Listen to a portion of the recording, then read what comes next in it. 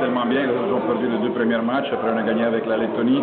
Bon, le problème à ce moment-là, c'est que le coach Pianigiani dit que c'est une équipe jeune qui est sûrement pour faire de l'expérience, pour essayer match après match d'apprendre quelque chose, d'apprendre à jouer ensemble.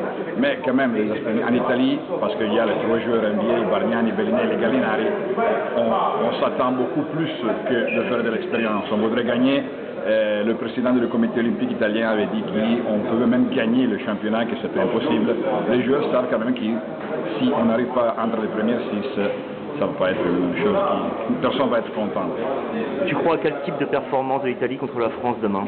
Bon, si on voit ce qui s'est passé jusqu'à ce moment-là, il n'y aura pas de match. La France est absolument supérieure avec un joueur comme Tony Parker qui peut dominer l'Italie parce qu'on n'a pas un meneur de jeu, on a seulement Hackett qui est un peu physique, mais il n'a pas la vitesse des pieds, surtout pour rester avec Tony. Donc ça sera le problème principal pour l'Italie.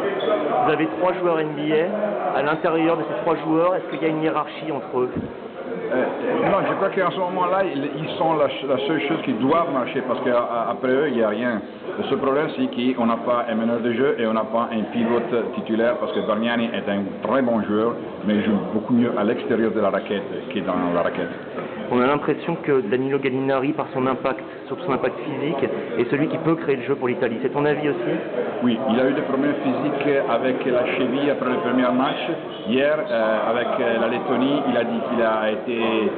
il a eu des problèmes musculaires, mais seulement parce que c'était avec... il s'est cogné, je ne sais pas si on dit comme ça, avec un adversaire. Donc c'est rien de grave, mais il a perdu beaucoup de son explosivité à cause de ce problème-là. On aura besoin de Gallinari au 100% si on veut avoir des chances avec la France.